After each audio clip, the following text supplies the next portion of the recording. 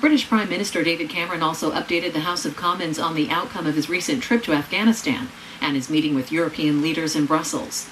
Following his statement, members asked about the future of British membership in the European Union, the government's plan for helping British troops transition after leaving Afghanistan, and European relations with the U.S. following the NSA surveillance story. This is just over an hour. Speaker. With permission, Mr. Speaker, I'd like to make a statement on Afghanistan and also report back on last week's European Council. I visited Afghanistan on Armed Forces Day to pay tribute to the extraordinary men and women who risk their lives every day to serve our country. We should remember in particular the 444 who have lost their lives in Afghanistan. I hope the whole House will welcome the decision to use money from banking fines to build a permanent memorial at the National Memorial Arboretum in Staffordshire, so that our generation and every future generation can remember and honour the sacrifice that they have made for us. Mr. Speaker, we are in Afghanistan for one reason: to protect our national security by stopping that country being used as a base from which to launch terrorist attacks against our people and against our allies around the world. That requires a security response, resisting Taliban insurgent attacks, driving out al-Qaeda, and training Afghan forces to take on this task for themselves. It requires a political response, supporting the Afghans to build a more peaceful, democratic and prosperous future, including a peace process. And it requires a diplomatic response, working in particular with Pakistan, which has a vital role in fighting terrorism in the region. Let me take the three in turn. On security, 4 years ago, 3/4 of the most serious terrorist plots against the UK had links to Afghanistan and Pakistan. Today, it is less than half. British and international forces have stopped Afghanistan acting as a safe haven for al-Qaeda. And Afghan forces are now taking the lead on security right across the country. At the weekend, I went to Camp Bastion, to Lashkargah, and to Forward Operating Base at Jarai. The British forces I met are absolutely clear about the capability, confidence and leadership of the Afghan forces. Afghan forces are already delivering 90% of their own training, and all of the 1,000 police patrols in central Helmand each week are now conducted alone without ISAF support. It is this growing capability which enables us to draw down our troops. Our numbers in Afghanistan have already reduced from 9,500 to 7,900. By the end of this year, it will be around 5,200. Until recently, we were in 137 different bases. We're now in 13 bases, and by the end of the year, it will be 4 or 5 bases. And by the end of next year, when Afghan forces take on full security responsibility, there will be no British troops in any kind of combat role at all. Beyond 2014, small numbers of British troops will remain to help the Afghans deliver their National Army Officer Academy. This was a request of the Afghan President himself. We will also contribute £70 million a year as part of international financial support for Afghan security beyond 2014. A strong security response must also be accompanied by a strong political response. In Helmand, we've been working for many years to support the development of better governance, local justice, public services, and the chance for Afghans to build sustainable livelihoods that don't involve drugs. 130,000 children are now in school, including 30,000 girls, something that would have been impossible under the Taliban. And 80% of the population can now get healthcare within 10 kilometres of their home. At the national level, the political process is moving forward too. At the weekend, President Karzai assured me of his commitment to the first peaceful democratic succession of power in living memory following next year's elections at the end of his second and final term. Over 50,000 new voters have already registered, including over 10,000 women, and Britain is supporting this with £4.5 million of aid specifically targeted to increase women's participation. This progress in Afghanistan is a challenge to the Taliban. The combination of the successful build-up of the Afghan National Security Forces and progress on the ground demonstrates that the way to a role in Afghanistan's future is not through terror and violence, but only by engaging in a political process. So I welcome plans to begin direct talks with the Taliban. The peace process must be Afghan-led, but we should do all we can to support it. It does not signal any weakening of our security response, but if we can persuade people there is a legitimate political path for them to follow, we should do so. Mr. Speaker, we also know that the problems in Afghanistan will not be solved in Afghanistan alone. The support of neighbouring countries like Pakistan will be vital. On my visit to Pakistan, I was greatly encouraged by the commitment of the new Prime Minister, Nawaz Sharif. His election was the first ever democratic transition in that country from one elected government to another. It represents, I believe, a precious sign of progress in Pakistan. We discussed our trade, economic and cultural ties. We also agreed to work together in countering extremism and radicalisation, investing in education, tackling poverty, and dealing with all of the issues that can fuel terrorism, and building on the trilateral process that I've been leading between the UK, Afghanistan and Pakistan. I welcome the Prime Minister's commitment to working with Afghanistan in defeating terrorism across the region. Mr. Speaker, let me turn to last week's European Council. This was rightly focused on sorting out Europe's economy by doing what we're doing in Britain, getting a grip of spending and supporting private enterprise to create jobs and growth. On spending, the Council finalised with the European Parliament the 7-year budget deal we successfully negotiated in February. This agreed new flexibilities between different years and between different budget headings, but crucially the deal delivers for the first time a real terms cut on the credit card limit for EU spending for the next 7 years. There was no change to the February deal, which set total payments at €908.4 billion across the next 7 years. That compares with €943 billion in the last 7 years. However, in this process, there was a further attempt to unpick the British rebate.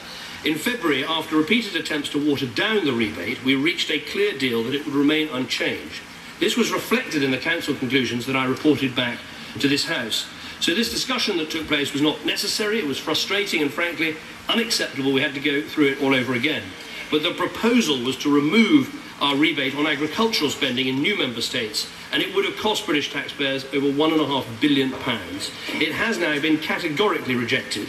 We will continue to get the rebate in the years ahead on the same basis that we do now. It is fair, it is right, and unlike the last government, this government will not agree to weaken it or give any part of it away.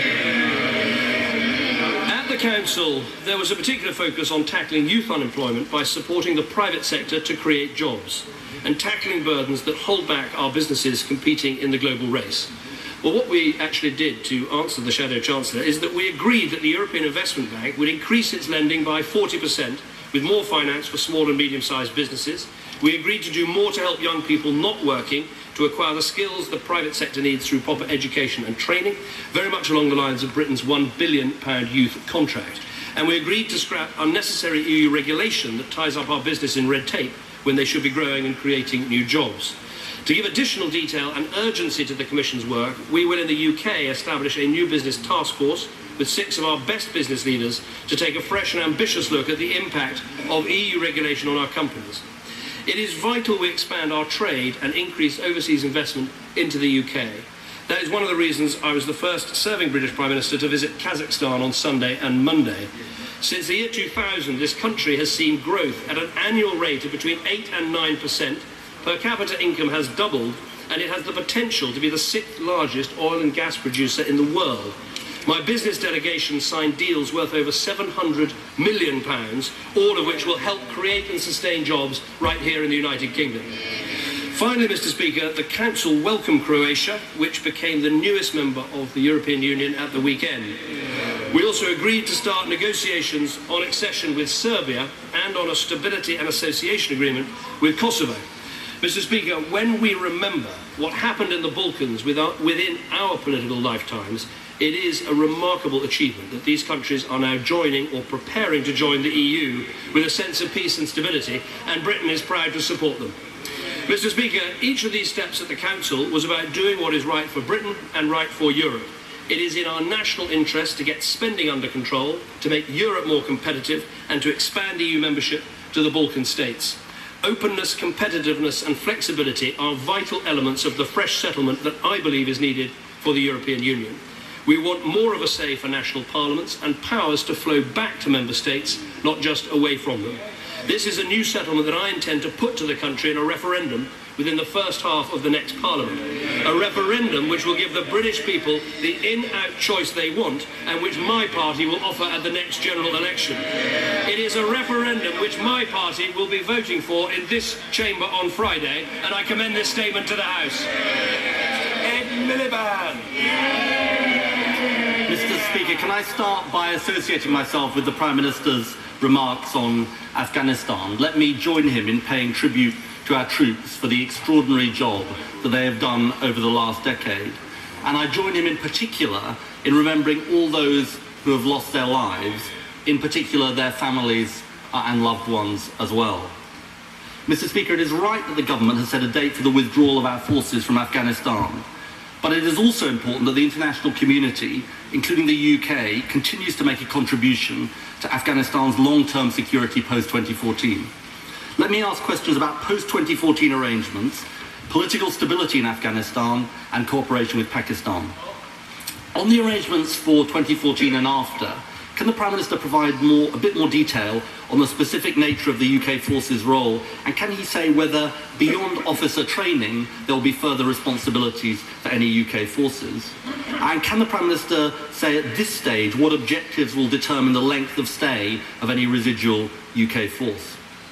On political reconciliation in Afghanistan, I agree with him about the importance of a proper political process.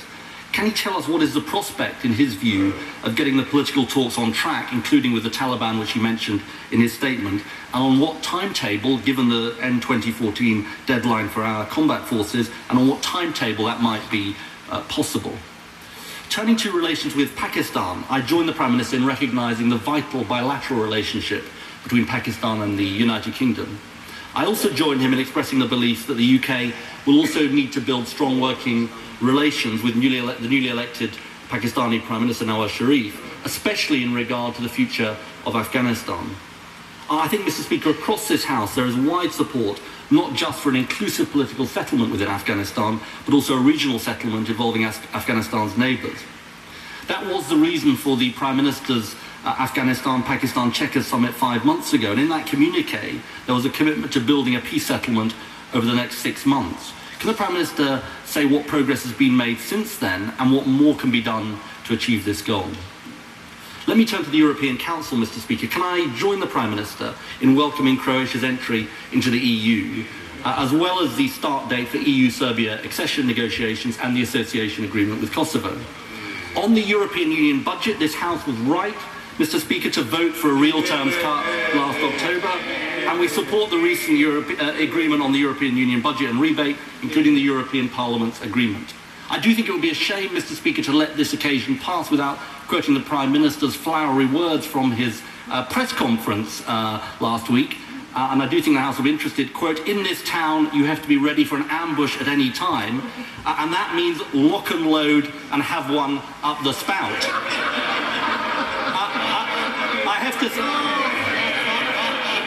I have to say, Mr. Speaker, it sounded more carry on up the council than high noon, but let's leave that to one side. Let me turn to the discussions on youth unemployment, which was supposed to be the main subject of the summit, but was actually a very small part of the Prime Minister's statement. Mr. Speaker, there are 26 million people looking for work in the European Union and nearly 6 million unemployed young people. Nearly 1 million of those young people, 1 in 6 across the European Union, here in Britain. Now, targeting any extra resources to tackle youth unemployment is welcome, but does the Prime Minister really believe that the response was equal to the scale of the challenge? At the press conference after the summit, and again today, the Prime Minister said the Council agreed to take action along the lines of Britain's youth contract. But that is worrying news, Mr. Speaker. Last year, the Prime Minister launched the youth contract, and he said it is going to do enormous amounts on youth unemployment. So can he explain why, according to a survey of 200 employers last week, not one of them, not one single one, has used the youth contract to hire a young person? The youth contract is not the solution to Europe's unemployment problems.